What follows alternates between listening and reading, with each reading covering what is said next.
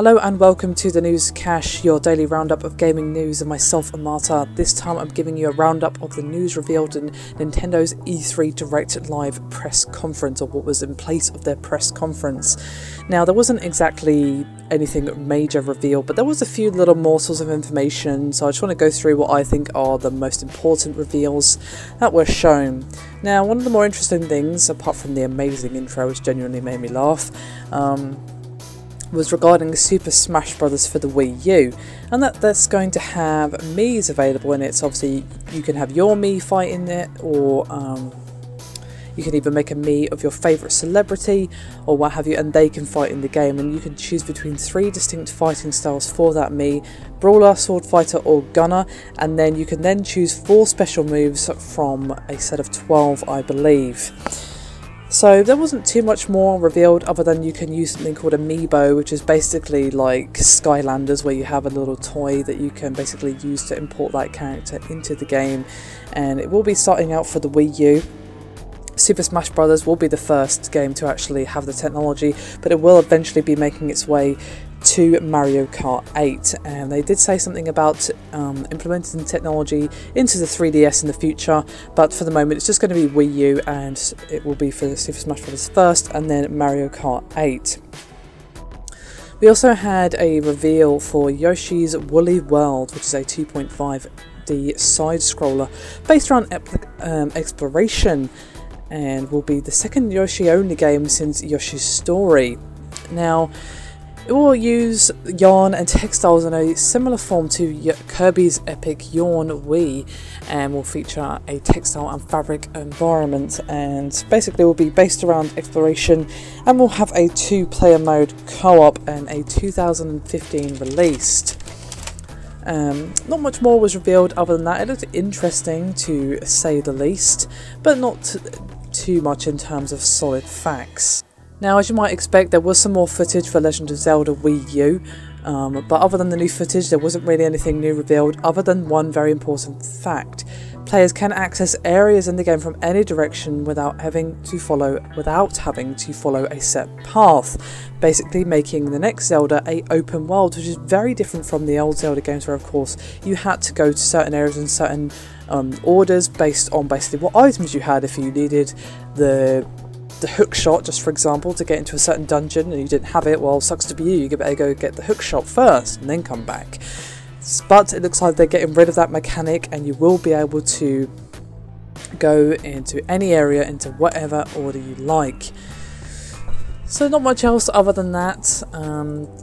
Very interesting idea of a Zelda that's open world. I think it could be very, very interesting and definitely open things up a bit, and definitely give a sense of freshness to the series.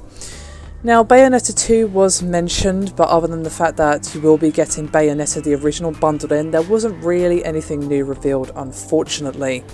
And we actually had a reveal of a new IP in works for the Wii U, and it's called Splatoon. And it'll be 4-on-4 multiplayer action, so 8 players battling against each other, which will let you basically battle in an arena where 2 teams will strive to claim as their own. Players will then spray ink on the ground and will basically blot out the opposing team members in a kind of turf war.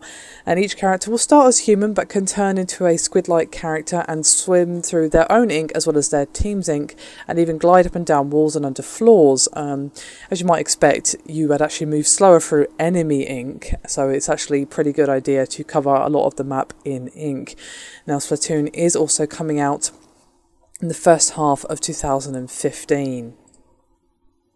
And we have a rather interesting reveal in the form of Mario Maker again for the Wii U, which will basically allow you to create your own custom Mario levels, and will be out in 2015. So kind of their nod towards Little Big Planet rather, and basically will allow you to finally live your dream of making that most difficult Mario level ever to frustrate your friends with. So, what were my highlights of it? Well, to be honest with you, it was probably the new Pokemon Omega Ruby and Alpha Sapphire footage, and of course the Legend of Zelda. That looks very, very pretty, and I'm loving the idea of an open world Zelda which gets rid of the sort of very much You must follow this path. Yes, you can do side quests, but if you want to do the main quest, you must follow this path. You must unlock the boomerang, and then you must unlock the thing, and then you must do the thing, and then the thing. I think that will really add some freshness to the series and be much welcomed, I feel. Bayonetta 2, I loved the original Bayonetta, but I don't know. I'm probably going to have to get a Wii U at some point because I want to play Wind Waker HD and also want to play this new Zelda. But other than that, there wasn't too much that really interested me. Hyrule Warriors looked cool. You can, of course, play as Zelda, Impa, Midna, and, of course, Link. Be a bit weird if you couldn't play as Link. Other than that, there wasn't really too much. No real big reveals for the 3DS or anything like that. Of course, we've already had the big reveal of Pokemon Omega Ruby, so there wasn't really much else to say other than saying that there are lots of cool games coming out for the Nintendo eShop on both the Wii U and the 3DS. So overall, not a bad conference. The best part of it was the intro, which was just amazing. Genuinely gave me a smile. So they get a thumbs up from me for that. Anyway guys, that is me done for this video. Thank you very much for watching, and I'll see you next time.